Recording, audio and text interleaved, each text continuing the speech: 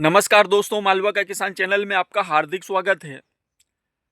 पिछले सप्ताह में मध्य प्रदेश और मध्य प्रदेश के आसपास के राज्यों में बरसात हुई। कहीं पर बहुत ज़्यादा हुई है, कहीं पर कम हुई है। बरसात से पहले 30 से 40% स्थानों पर गेहूं की बिजाइयां हो चुकी है और जो 60 से 70% गेहूं की बिजाइयां बाकी है वो अगले 1-2 दिन में स्टार्ट हो जाएगी और सभी की बिजाइयां एक साथ होगी। उसका कारण है कि पानी गिर गया है, लगभग इतना पानी गिर गया कि हम गेहूं की बिजाइयां कर सकते हैं। ऐसी स्थिति में जो हमारे किसान भाई है जो गेहूं की बिजाइयां करने जा रहे हैं, उनके मन में कन्फ्यूज़न है कि गेहूं लगाएं तो कौन सा लगाएं, क्योंकि हमें एक तो उत्पादन चाहिए और दूसरा हमें रोटी भी अच्छी चाहिए। तो देखिए दोस्तों, गेहूं की बिजाइयां 2 आधार पर की जाती है। पहला आधार रोटी, रोटी अच्छी आना चाहिए। दूसरा आधार हमें उत्पादन अच्छा चाहिए।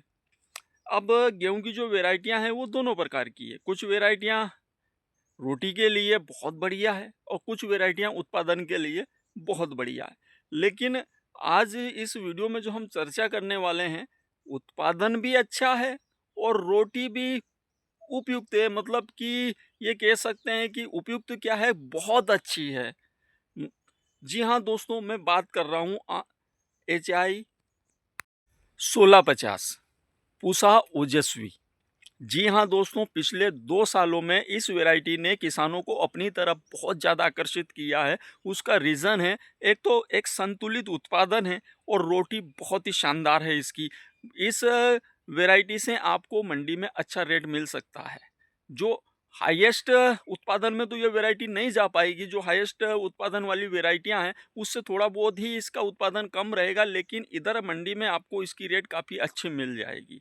तो जो हाईएस्ट उत्पादन देने वाली वेराइटियां हैं, उन्हीं के समतुल्य आप इससे अगर बेचने के लिए भी अगर इसको लगाते हैं तो आप पैसा कमा सकते हैं। मतलब कि कहीं से भी जो हाईएस्ट उत्पादन देने वाली वेराइटियां हैं उनसे ये वेराइटी पीछे नहीं रहेगी। और उधर गेहूं के लिए ये कह सकते हैं कि शरबती गेहूं के बाद ये वेराइटी सबसे उपयुक्त वेराइटी है खाने के लिए।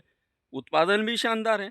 तो दोस्तों, आज के वीडियो में हम HI 1650 पूसा ओजस्वी की संपूर्ण जानकारी की इस वीडियो में चर्चा करने वाले हैं। बिल्कुल स्टेप बाय स्टेप हम इस वैरायटी की जानकारियों को समझेंगे। कितने दिन की वैरायटी है और कितनी सिंचाइयाँ इसमें लगती है, क्या इसकी बीज दर है, सारी चीज़ें हम इसमें स्टेप बाय स्टेप समझेंगे। लेकिन जो किसान भाई हमारे चैनल पर नए आए हैं वो पहले इसको सब्सक्राइब कर दीजिए, ताकि हमारा जो थोड़ा सा मोटिवेशन हमारा भी बढ़े।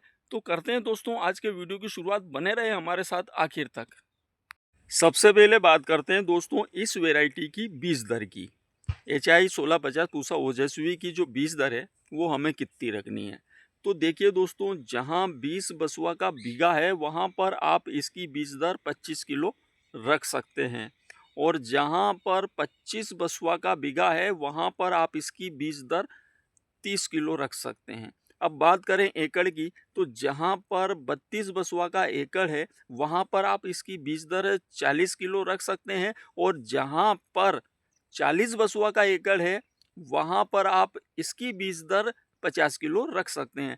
मतलब कि एकड़ का 50 किलो बीज दर इसका परफेक्ट बीज दर है। और पिछले 2 सालों में हमारे किसान भाइयों ने इसको लगाया है और अच्छा खासा किसानों का फीडबैक है बीज दर में। तो 50 किलो बिल्कुल परफेक्ट इसकी बीज दर होगी एकड़ के हिसाब से, और बीघे के हिसाब से 25 किलो इसकी बीज दर परफेक्ट होगी। अब बात करते हैं दोस्तों इसके बुआई के समय की। तो इसका जो बुआई का समय है वो 25 अक्टूबर से लगाकर 15 नवंबर तक सबसे उपयुक्त समय है।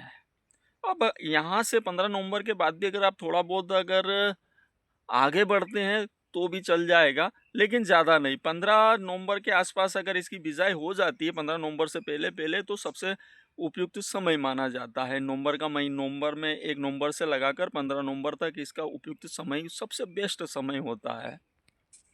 क्योंकि दोस्तों ये एक अर्ली वेराइटी में मानी जाती है, कम दिन की वेराइटी में मानी जाती है।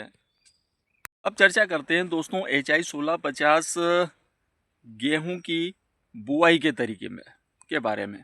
तो दोस्तों इसकी जो बुआई है हम गीले की भी कर सकते हैं, सूखे की भी कर सकते हैं, दोनों तरीके उपयुक्त हैं। लेकिन अभी की स्थिति में हमारे पास जो ऑप्शन है वो गीले की बिजाई का है, क्योंकि अधिकतर जगह पर बरसात हो चुकी है। ऐसी स्थिति में अगर हम गीले की बिजाई करते हैं तो क्या सही रहेगा? तो दोस्तों बिल्कुल सही रहेगा, लेकिन उन लोगों को यहाँ पर थोड़ा सा ध्यान देना पड़ेगा जो लोग बिजाई के बाद क्यारियाँ बनाते हैं। बिजाई शेड्यूल से आपने बिजाई कर दी और उसके बाद जो क्यारियाँ बनाते हैं ट्रैक्टर से, उनको थोड़ा सा ध्यान देना पड़ेगा, क्योंकि जो गीले की बिजाई में ये पहलू सबसे इम्पोर्टेंट होता है कि बिजाई करके उसके बाद ट्रैक्टर से हम जो क्यारियाँ बनाने जाते हैं, जो ट्रैक्टर के पहिए के नीचे के जो चांस होते हैं वो थोड़ा सा उगने में समस्या देते हैं। तो ऐसी स्थिति में हम ऐसी शेड्यूल से बिजाई करें जो कि खुद ही क्यारियाँ बना दें, क्योंकि ऐसी शेड्यूलें आती है दोस्तों जो कि खुद ही क्यारियाँ बना देती है। तो हम पहले खेत की जुताई कर दें, या इसको अपन कहें कि पलेवा कर दें, और फिर उसके बाद शेड्यूल से बिजाई कर दें, जो कि साथ में क्यारियाँ भी बना दें, ताकि आपको बाद में दोबारा से आपको ट्रैक्टर चलाने की ज़रूरत नहीं पड़ेगी। क्योंकि दोबारा से जो आप ट्रैक्टर चलाओगे तो उसमें क्या होगा कि जो ट्रैक्टर के पहिए के नीचे के जो चांस होंगे, उसके नीचे के जो चांस होंगे वो थोड़ा सा उगने में समस्या करते हैं, वो अटक अटक के रुकते हैं और वहाँ पर गेहूं का जर्मिनेशन थोड़ा सा कम हो पाता है, क्योंकि वो जो ज़मीन होती है वो दब जाती है थोड़ी सी। अब चर्चा करते हैं दोस्तों कि HI 1650 गेहूं में बालियां कितने दिन की अवस्था में आती है। तो दोस्तों यहाँ पर एक फैक्टर और काम करता है, वो है क्लाइमेट और आपकी सिंचाइयाँ। तो दोस्तों एक सप्ताह का डिफरेंस आ सकता है, तो यहाँ पर थोड़ा सा बहस ना करें कि हमारे यहाँ तो इतने दिन में आ गई थी, आपने इतना बताया। तो दोस्तों 70 दिन से 80 दिन के बीच में इस गेहूं में बालियां आ जाती है, क्योंकि दोस्तों यहाँ पर हमें क्या है कि हमारे अधिकतर जो किसान है वो गोबट अवस्था में जो गेहूं का झंडा पत्ता निकल जाता है, जिसे गोबट अवस्था कहते हैं गेहूं की, उस समय स्प्रे करते हैं। तो ऐसी स्थिति में इसका जो बालियां है वो 70 से 80 दिन की अवस्था में आती है, तो आप उस प्रकार से अपनी तैयारियां रखें। बात करते हैं दोस्तों HI 1650 गेहूं की बालियों के बारे में। तो दोस्तों इसकी जो बालियां होती है वो लंबे आकार की होती है, और इसमें अगर हम दाने की बात करें तो औसतन इसमें 80 दाने होते हैं, कहीं पर 90 भी हो सकते हैं, 80 से 90 के बीच में इसके दाने जा सकते हैं, पर औसतन अगर देखा जाए तो इसमें 80 दाने इस पर बाली में होते हैं। अब बात करते हैं HI 1650 गेहूं में कितनी सिंचाइयाँ लगेगी। तो दोस्तों कुल मिलाकर बिजाई सहित इसमें 4 सिंचाइयाँ लगेगी। 4 सिंचाइयों में ये वैरायटी आ जाएगी। आखिरी जो सिंचाई होगी दोस्तों इसकी, वो बालियाँ निकलने के बाद, मतलब कि 90 दिन की अवस्था के आसपास इसमें आखिरी सिंचाई होगी। बिजाई सहित कुल 4 सिंचाइयाँ इसमें लगती है, और अगर अपने पास सिंचाई की अगर थोड़ी सी कमी है तो 3 सिंचाइयों में भी ये आ जाती है। बिजाई सहित कुल 3 सिंचाइयों में भी ये वैरायटी आ सकती है। वहाँ पर हमें थोड़ा सा समय का ध्यान रखना पड़ेगा कि बिजाई के बाद जो पानी देने का अंतराल है उस पर हमको थोड़ा सा फोकस करना पड़ेगा कि हमें उस अंतराल पर ले जाना है, कि ताकि आखिरी जो पानी है हमारा 80 से 90 दिन के बीच में आखिरी पानी हो जाए, उस अंतराल पे हमें पानी ले जाने हैं।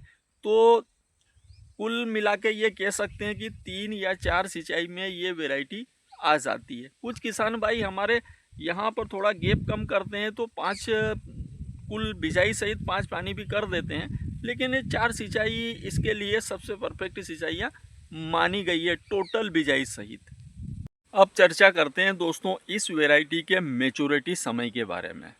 तो दोस्तों अगर आप 3 सिंचाई करते हैं तो इसका जो मैच्योरिटी समय है वो 105 दिन होगा, और अगर आप 4 सिंचाई करते हैं तो इसका जो मैच्योरिटी समय है वो 115 दिन होगा, और 115 दिन में ये पककर तैयार हो जाएगी। उसके बाद देखिए अपन लोग क्या करते हैं कि हार्वेस्टर से कटाई करते हैं तो उसको बहुत सुखाते हैं, तो आप इसको जितना चाहे उतना सुखा सकते हैं, कोई दिक्कत नहीं है, इसमें खिरने की समस्या नहीं आती है।